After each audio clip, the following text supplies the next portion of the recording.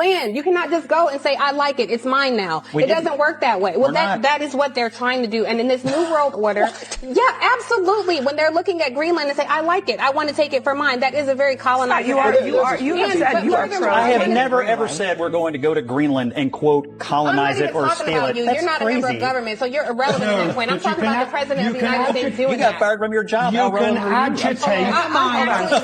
You can't just look at a piece of land and say, I like it, so it's mine now. That's not how the world works. But that's essentially what some people are trying to do, especially in discussions around the so-called New World Order. Take Greenland, for example. When leaders say, I like it, I want to claim it as mine, it reflects a very colonial mindset. No one's saying we're literally going to colonize Greenland. But when the President of the United States entertains such ideas, it's a serious matter. And if you're not part of the government, your opinion may not hold weight in that context. Getting fired doesn't give someone the right to stir things up either. And you cannot just go and say, I like it, it's mine now. It doesn't work that way. Well, that is what they're trying to do. And in this New World Order, yeah, absolutely. When they're looking at Greenland and say, I like it, I want to take it for mine, that is a very colonized. You have said you are true. I have never ever said we're going to go to Greenland and quote colonize it or steal it. You're not a member of government, so you're irrelevant at that point. I'm talking about the president of the United States doing that. You got fired from your job. You can agitate.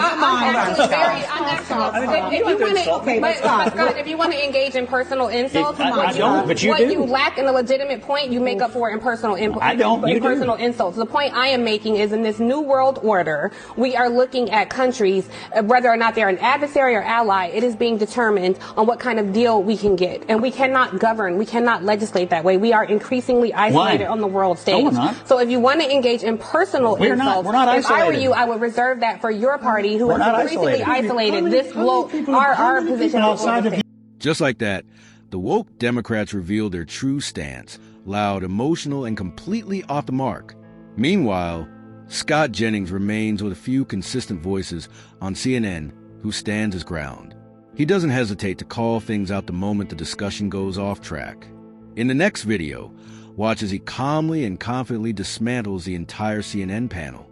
It's one of those moments that makes you realize who's really paying attention. Be bringing back waterboarding. I don't want to be a country that tortures people, especially if we're the kind of country that's going to be using the military against our own citizens. This kind of thing concerns me. What do you mean use against our own citizens? I'm talking about sending. You said blue states behave. What do you mean? What are you talking about?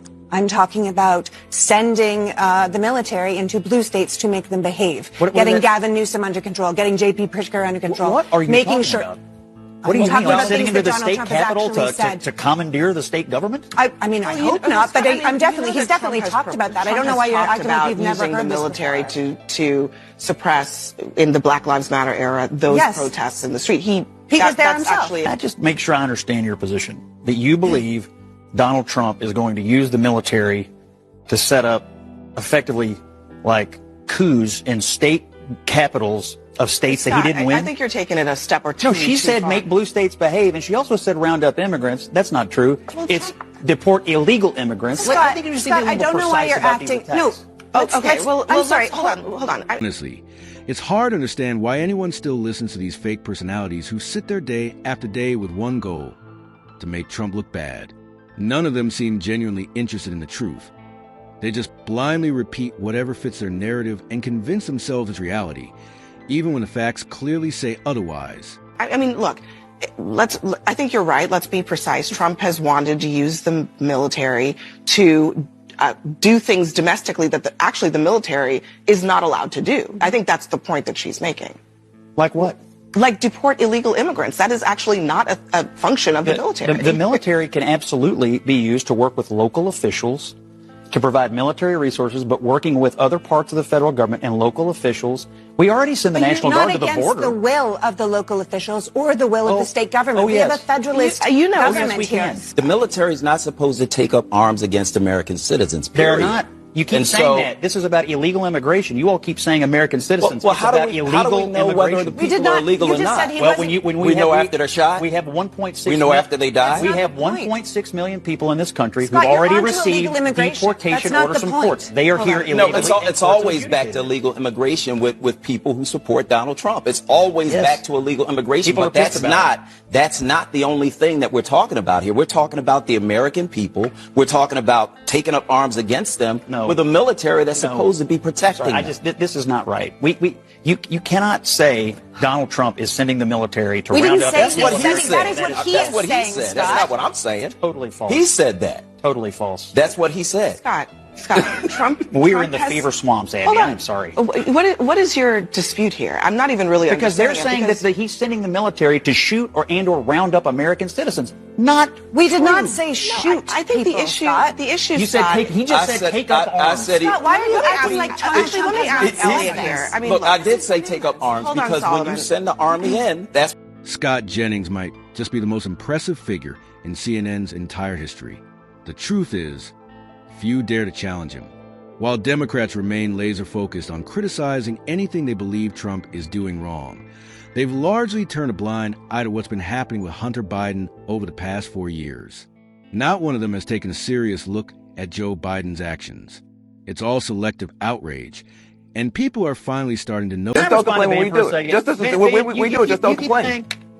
Man, you keep saying that we'd be upset if a Democratic president violated norms. Brother, last year, Joe Biden was asleep and Kamala Harris was at a dance party with Beyonce all year. You violated norms for the entire year, and it's one of the reasons that Donald Trump won the election. Norms were violated for 4 straight years. And yes, I didn't like it. But Donald Trump, in my opinion, is not exceeding his authority under the Constitution with this violence. My God, have you seen how much Scott Jennings triggered them? The level of anger he stirred up in that room was unbelievable. What's even crazier is that the Democrats still don't think it's over. That's why they're constantly crying about Elon Musk and Donald Trump like it's their full-time job. At some point, they're going to have to face the reality that they seriously messed up. The only way forward is by taking a hard look in the mirror. And that's not all.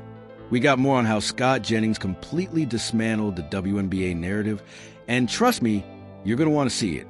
If you look at the arc of the Biden presidency, he was in really good shape until August of 2021.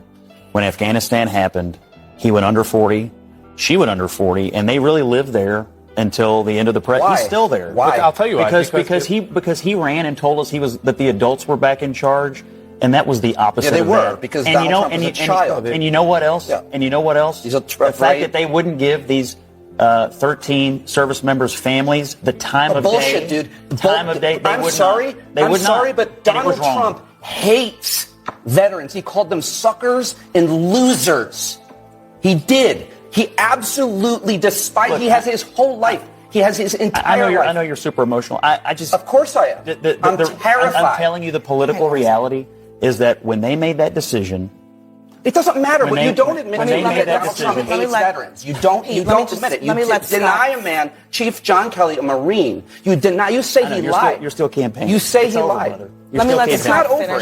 It'll never be over. I want to hear what It'll never be over. You wish. The political reality is when they made that decision and everyone realized, oh my gosh, these aren't the competent adults that we were promised. Donald Trump is. And then when you pile on top of it the decisions that made inflation worse, it was a compounding interest of political crap over time that they could never get out of. And that's how she lost the race. There was a bipartisan consensus to get out of Afghanistan. That wasn't the point. It was the way it was done. Decision to get out hold on. It was the implementation. It was the fact that they took out our soldiers first instead of last, which is you would think would be common sense. And again, it's like you said, we thought the adults were in the room. That's why people voted for Biden. A return to normalcy, a return to competence.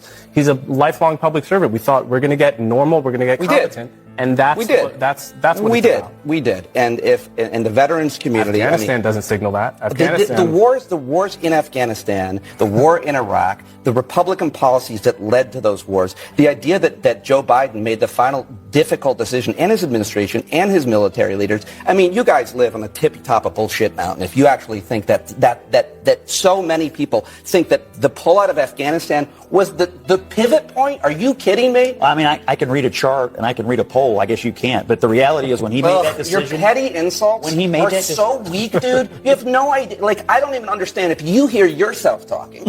Look, you can laugh all you want, but like, I can't read a chart. Like, it's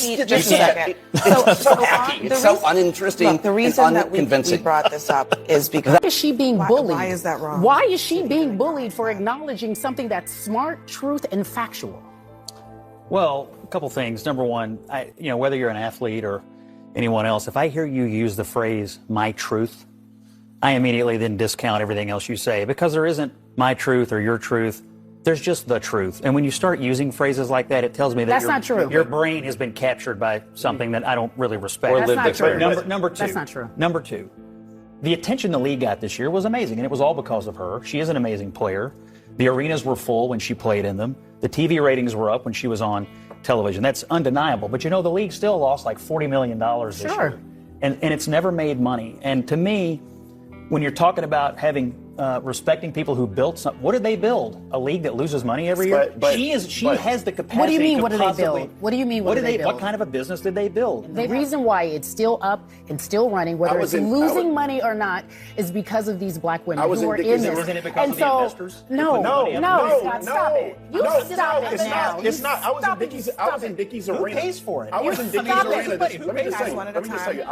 It says more about the people who are getting offended by it than her. I think they're just disappointed that she appears to have been captured by the woke mob. You don't like the way. And here's the disappointment. It's the white privilege. Let him articulate this because I want to learn something. I feel a little bad for her because she's going to learn that it will never be enough. No matter how much of the phrasing, no matter how much of the groveling you do, it will never be enough for the people in that league that hate her guts. Why do you assume they hate her guts? Why do you assume that she is trying to pander? Isn't it also... Because I hear the language. It's the language of the pander. I hear the phrase white privilege. Sports is the one place where nobody on the field has any privilege at all. She doesn't get extra points when she shoots because she's white. She gets the same number of points as anybody else. Sports is the great equalizer, and it just felt like to a lot of people that she was groveling for no reason because she is an amazing player who deserves all the accolades she's getting right now for doing what she's doing for women's basketball. All right, we got...